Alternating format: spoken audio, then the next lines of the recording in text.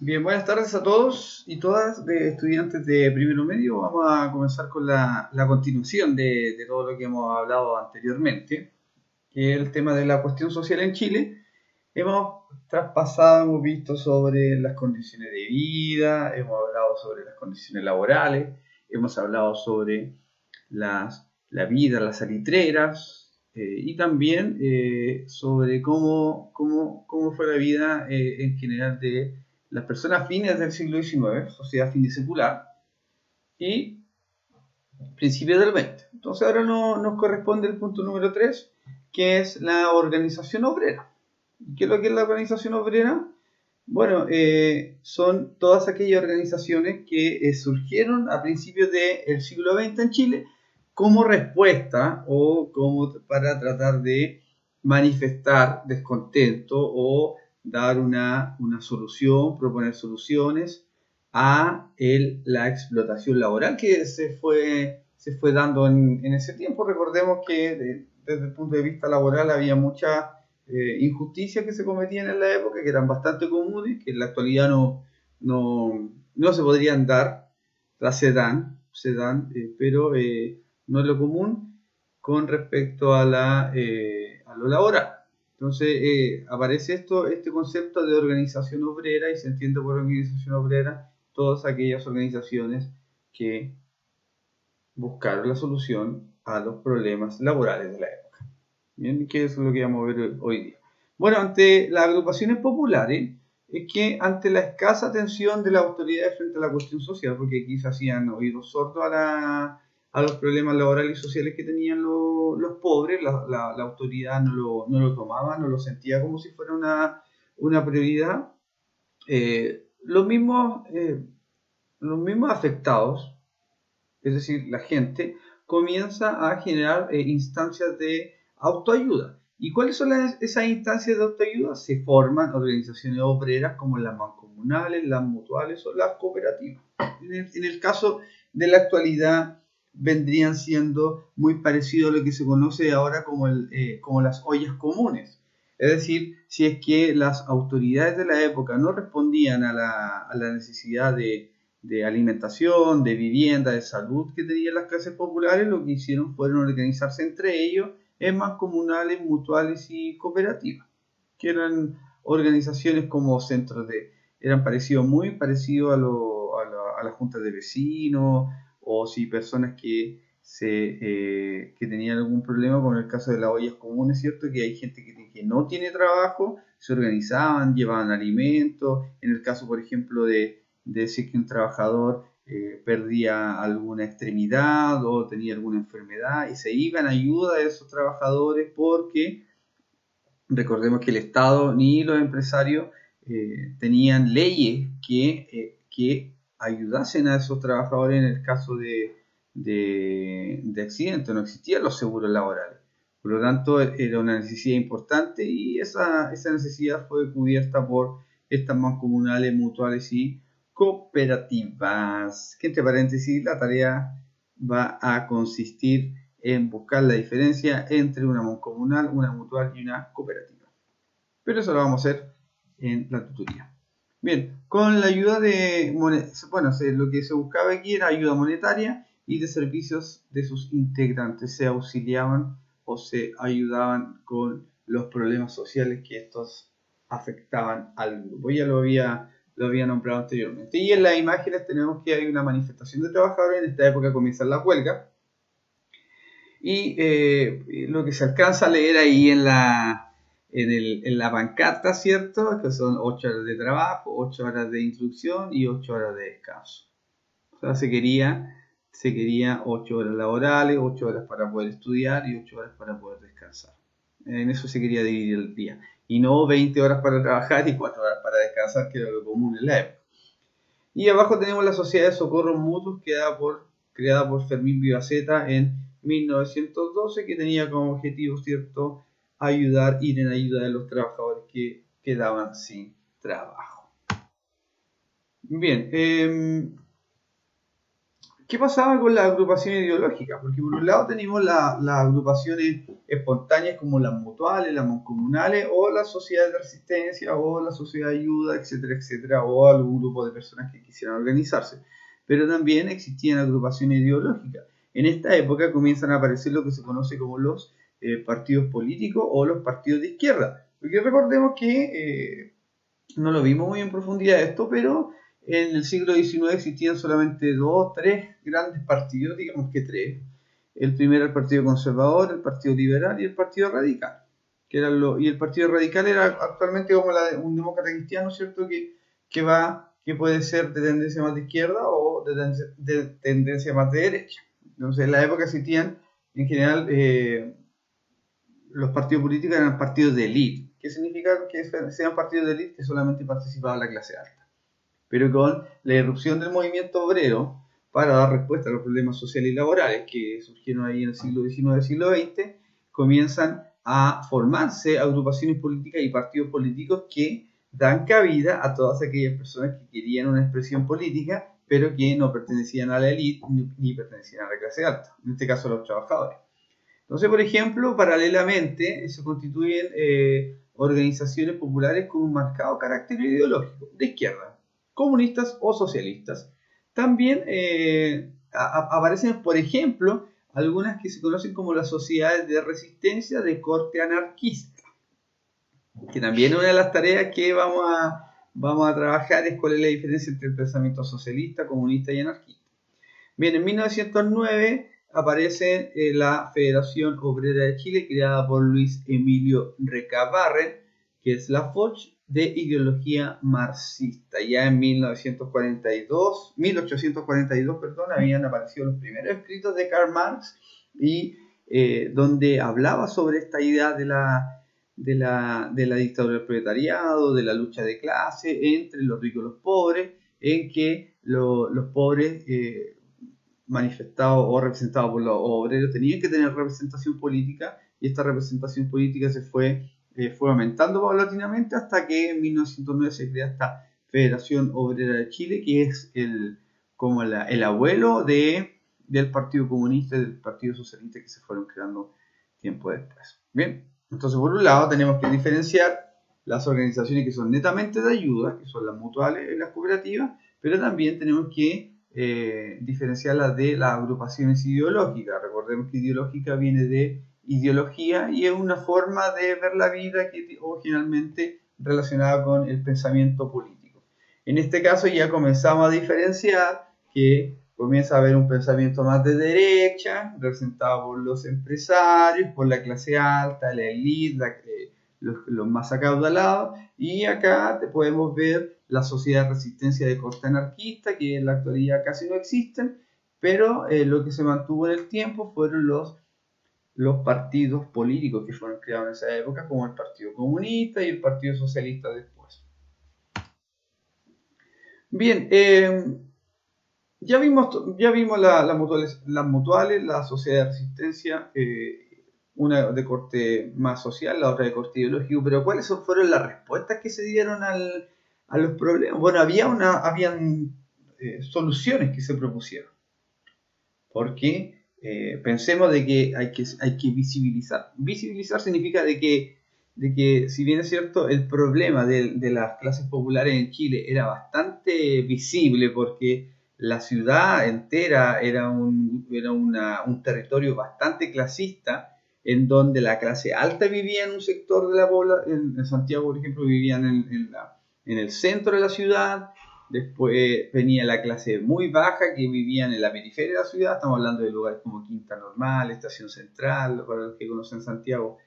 Entonces, el problema social, el problema de la pobreza era bastante latente en la época, porque era notorio. Era notorio que no había hospitales, que no había escuelas, que existía una gran cantidad de población que venía llegando del campo. Que aumentó la población de 10 años en 10 años, ¿cierto? Se duplicó la población en Santiago, entonces era evidente que existía un problema. Pero no era considerado un problema para solucionar por parte de la clase alta. Entonces estamos hablando de la clase alta, también se relaciona con la clase política, porque en esa época no habían diputados ni senadores que representasen al pueblo o a los pobres, como quieran llamar. Entonces se generaron respuestas a el problema social. Y estos problemas, bueno, ante la evidencia de la cuestión social y las manifestaciones populares, porque para que se hiciera visible, la gente tuvo que salir a la calle a protestar, como el estallido social en la actualidad, pero vendría siendo casi como un estallido social a principios del siglo XX. Con la diferencia, bueno, no es tan distinto porque en la actualidad también ha ocurrido, lamentablemente, con la diferencia que en la época no existían los carabineros, sino que si las personas iban a protestar, el Estado de Chile lo que hacía era reprimirlos con la fuerza pública que existía en la época. ¿Y cuál es la fuerza pública que existía en la época? Los militares. Entonces, no por nada, han habido estudios, de historiadores como Gabriel Salazar y otros, en donde se ha estudiado de que el ejército de Chile ha participado en 27 matanzas, ha reprimido 27 grandes manifestaciones a nivel histórico de Chile. Entonces, incluyendo el estallido social, sería la 28. Entonces, 28 veces el ejército de Chile ha intervenido en protestas populares, causando la muerte de por lo menos miles de personas, que es lo que se sabe hasta la actualidad. Bien, entonces se generaron estas huelgas y esto dio pie para que distintos grupos sociales de la clase alta comenzaran a idear respuestas o soluciones al problema de los pobres que era en ese tiempo. Bueno, el primero es que las autoridades estatales dan un tratamiento esencialmente policial y se reprime la movilización. Bien, en lo anterior se generan matanzas como la ocurrida en la Escuela Santa María de Iquique, ¿cierto? Donde murieron aproximadamente 3.500 obreros, en donde el ejército de Chile asesinó a 3.500 obreros que estaban pidiendo mejoras salariales, que se les dejase de pagar con ficha, que se mejoraran las condiciones laborales de las salitreras, que aumentaran los sueldos, que se aumentaran la cantidad de horas de descanso, por ende la disminución de las horas laborales de 16 a 8, entre otras propuestas. Entonces, cosas que son bastante comunes en la actualidad, en el pasado eran motivo de asesinato. Porque también el Estado chileno tenía esa idea de que los pobres lo que hacían era alterar algo que los historiadores hablan del bien común, o el bien común vendría siendo el estado del orden, el orden de las ciudades, el orden de cómo funcionaba la sociedad en Chile. Tenía que funcionar la economía. Por ejemplo, si nosotros lo vemos en la actualidad, también lo podemos ver desde ese punto de vista con el coronavirus. Cómo nuestras autoridades se han empecinado, ¿cierto?, en echar a andar la economía, a pesar de que no están las condiciones para que muchos de los trabajadores en Chile vuelvan a su trabajo. Entonces se han abierto malls, se han abierto comercio, se han abierto discotecas, se presiona, el Ministerio de Educación presiona a los colegios para que abran sus puertas, sobre todo los colegios particulares, porque eso genera dinero. Los apoderados no están pagando las mensualidades porque no están recibiendo el servicio que ellos contrataron en principio, sobre todo en los colegios muy, muy particulares. ¿Bien? Entonces hay un empecinamiento. Entonces, cuando ocurrió la matanza a la Escuela Santa María de Iquique, lo que ocurrió fue una paralización casi total de la empresa salitrera en Chile, que era casi prácticamente como parar la empresa de Codelco ahora en la actualidad. Imagínense hubiese ocurrido eso en la época del salitre, ¿cierto? También hubiesen sido asesinados muchos de los trabajadores del cobre en la actualidad. ¿Bien? Pero ahí tenemos un tema interesante que podemos analizar en las tutorías. Bien, los tipos de respuesta, vamos a ver cuánto llevo, me quedan 5 minutos.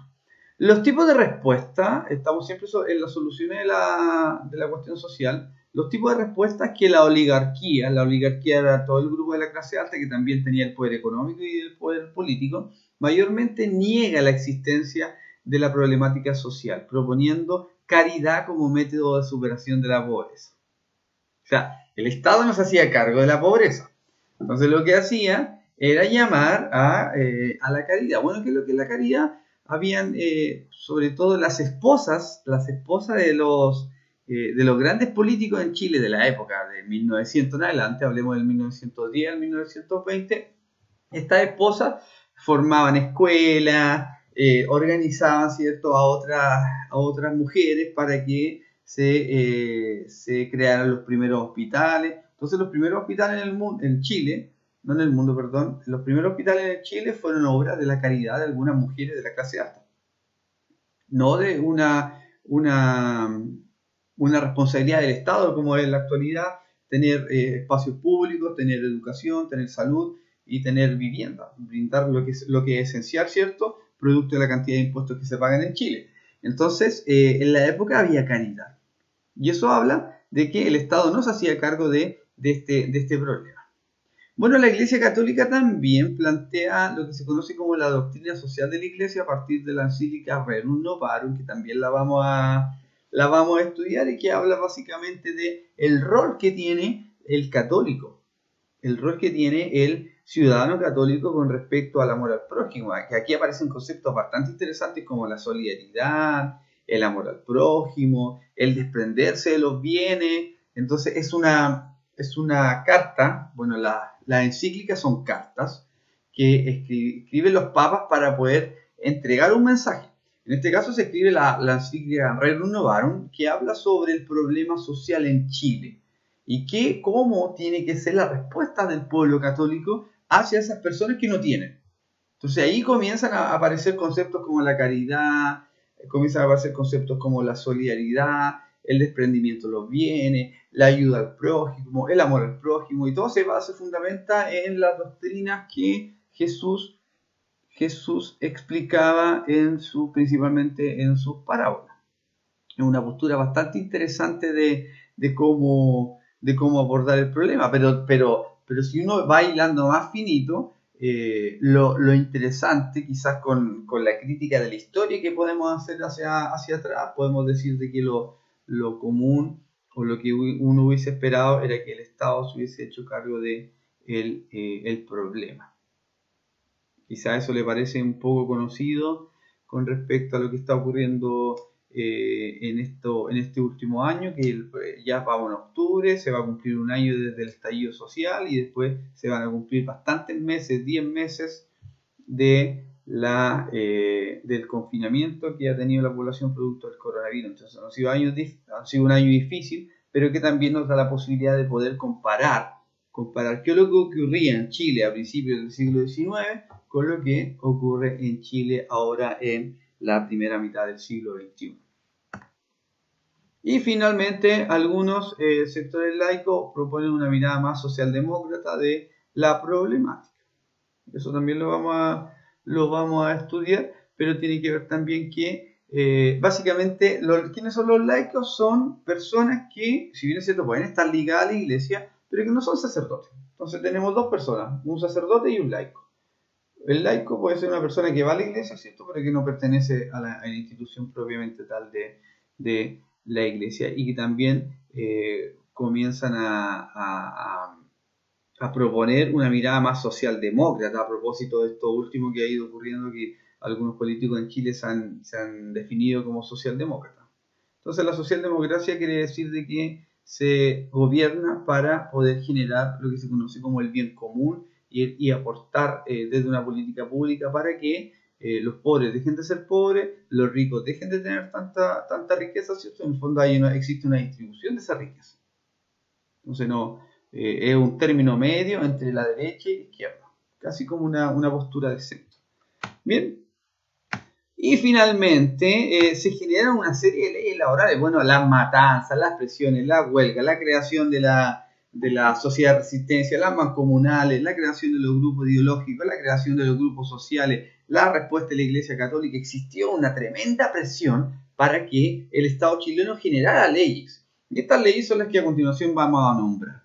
Bueno, la movilización y la organización popular sensibilizaron a las autoridades para crear algunas leyes sociales y laborales. ¿Y cuáles son estas? 1896, Consejo Superior de Higiene Pública, que es algo así como un Ministerio de Salud en Chile, que empieza a organizar la creación de hospitales. En 1906 se crea la Ley de Habitaciones Obreras, en donde es casi como un Ministerio de la Vivienda, en donde se comienzan a generar algunas políticas públicas para que las personas de escasos recursos puedan tener sus casas, como un Ministerio de la Vivienda. En 1907, recién en 1907, se crea la Ley de Descanso Dominical, es decir, la gente puede descansar, trabajar de lunes a sábado y el domingo, por ley, no se trabajaba. Antes sí, ahora sí que ya hemos hablado de eso, que se trabajaba 16 horas al día, de domingo a domingo. En 1914 se crea la Ley de la Silla, que obligaba a todos los comercios y a todas las empresas de Chile a tener sillas para sus trabajadores, porque resulta que si, por ejemplo, una persona atendía un local, un negocio, ¿cierto?, donde vendía verdura, esta persona, el empleador no estaba obligado a tener una silla para que descansara, entonces la persona, si tenía que trabajar 16 horas seguidas, la trabajaba en pie. Y más encima que no había ley de descanso dominical, entonces imagínense, trabajaban 16 horas al día de domingo a domingo de pie. Bastante penoso y bastante triste. En 1917 se crea la ley de Salacuna. Me imaginará que ya su cerebrito empieza a crujir, ¿cierto? Y pensará de por qué se creó la ley de Salacuna. Era para que las mujeres comenzaran a trabajar y entrar al mundo laboral. Y en 1924 recién se crea la ley de contrato de trabajo y seguro obrero. ¿Qué es lo que es un contrato de trabajo? Es un documento que asegura de que es un documento que acredita la relación laboral entre un empleador y un empleado, donde se establece el sueldo, la hora de descanso, lo que tiene que trabajar, las obligaciones, los derechos, los deberes, etcétera, etcétera. Y eso no existió hasta 1924.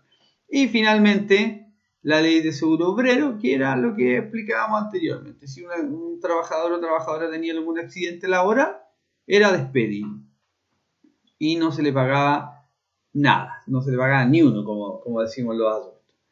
En cambio, ahora con el seguro obrero se establecía algo así como muy parecido al seguro de cesantía, pero esto tenía que ver con accidentes. El seguro de cesantía quiere decir que, por ejemplo, que si alguno de sus padres, madres o familiares adultos los despiden, ellos tienen un fondo que fueron acumulando con ayuda estatal, o sea, no con ayuda, con aporte estatal y aporte empresarial y aporte del trabajador, se va generando un fondo y este fondo se lo dividen por 3, 4 meses hasta que alcance.